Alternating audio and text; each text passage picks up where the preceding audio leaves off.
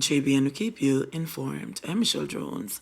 Before we get into the news, please remember to like, subscribe, leave a comment, and to share the news with someone today. Now on to the news. Bus conductor shot and injured at bar in Nagohead. The St. Catherine South Police are investigating the shooting and injuring of a bus conductor at a bar in Nagohead, Portmore, early this morning. It's reported that, at about 1 a.m., the 46-year-old victim was at the bar when he was pounced upon by unknown assailants who fired shots, hitting him in the shoulder. He was assisted to hospital for treatment. The Portmore Criminal Investigations Branch is conducting a probe into the matter. Women flee Waterhouse community after mother killed and the daughter shot.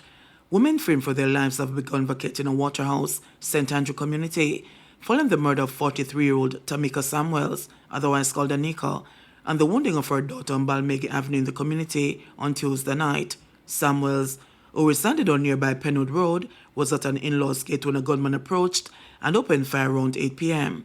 One of Samuels' daughter was shot in the leg as she tried to run from the gunman.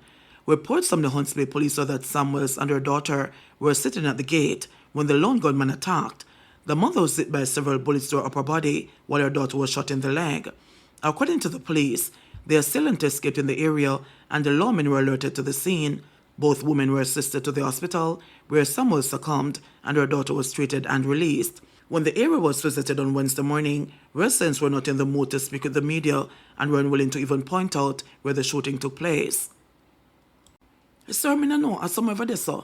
Me just can't bother the killing, everybody too emotional, one resident said, before ushering her children into a vehicle and leaving. Police service seekers were spotted patrolling the streets as other residents watched from afar. Soon after, a woman who lives in the area and appeared upset by the murder and the effect it would have on the community said that Samuels did not deserve her fate. About 10 shots fire, me think I drive by, only for you to the person come to the yard back because some fence blew down from a hurricane, the resident said. Them directly turn the gun upon she and her daughter run off and them shoot her in her foot, then go back through the fence. She was a jovial person, everybody love her. Who not like her is who she would tell the truth because that's how she stay. She talk the truth and she no business. It is understood that Samuels was a vendor at Coronation Market in downtown Kingston. Concerned residents said the community was on a peaceful path before the murder. Samuels, a mother of 4, was described by others as a nice woman. Everybody gone. I just may alone leave here, sir, said another woman as she contemplated her next move. The residents, in anger, burned the chair that Samuels had been seated in, saying it was too much of a painful reminder of what had occurred. It was stained with blood, and every time we look at it, we are going to remember, a resident said. Up to August 3, the St. Andrew South Police Division had recorded a 21% reduction in murders in comparison to the similar period last year.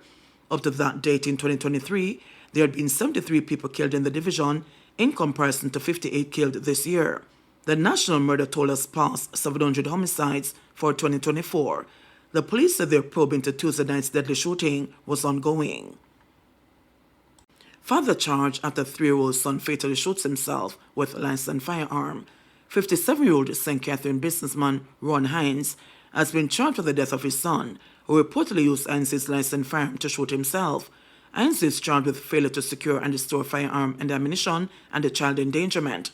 It is reported that, at about 1:30 p.m. on July 28, Hines and his family were at home in Oak Place, Ebony Vale, St. Catherine, when he went to dispose of garbage and heard an explosion.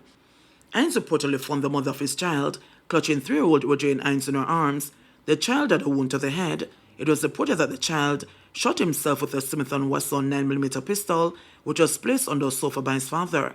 The injured child was rushed to hospital, where he was pronounced dead. The Spanish Town Criminal Investigations Branch seized the weapon in question and launched a probe into the matter. Hines was charged today.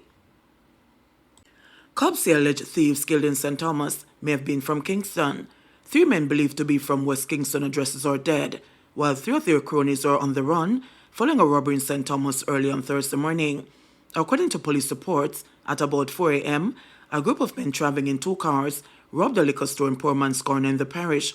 The owner of the establishment, who was on the scene, said that he was at home when he got a call that his shop was open earlier than normal. I was at home. I get a call that the place is open. Based upon the time that the door would have been open, it's earlier than normal.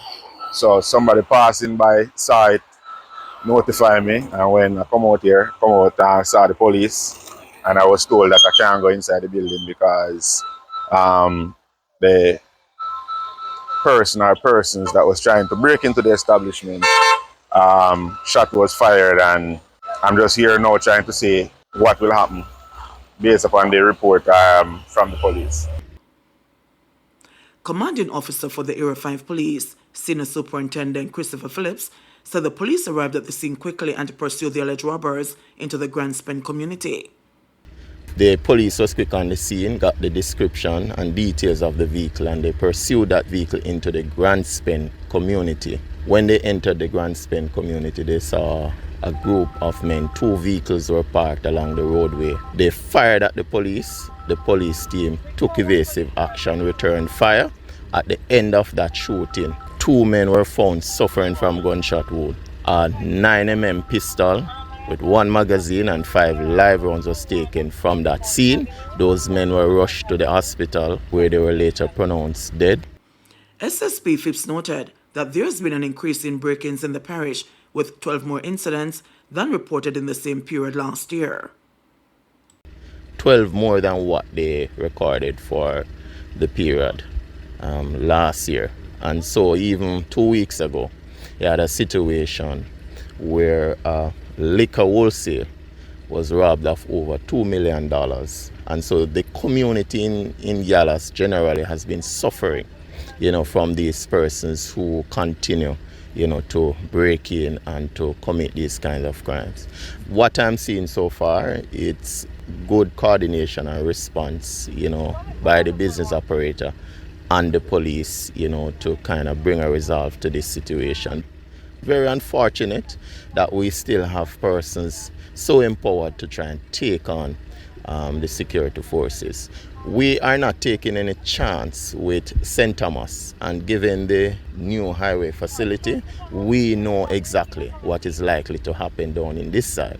And that is why we have situated some teams along the main highway to have coverage and to can give us that kind of response. And I'm going to issue a warning to criminals moving into St. Thomas.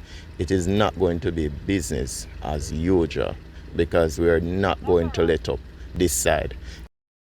Cops who provided escort services to our party patrons warned of disciplinary action.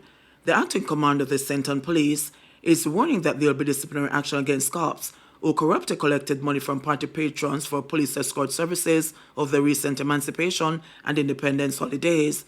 According to Superintendent Bobbitt Morgan Simpson, police patrol teams were escorting convoys of up to 15 private motor vehicles to entertainment events in St. Anne. The cops did not receive authorization to use the police service vehicles for escort services. In an internal memo, the police commander said the holiday traffic congestion in St. Anne was worsened by the cops providing unauthorized escort services. She said the police will use the technology affixed to each unit to properly identify the assigned police teams involved in the corrupt action. JBNN will keep you informed. Please remember to subscribe, like, share, leave us a comment, and click the notification bell to receive our daily news items.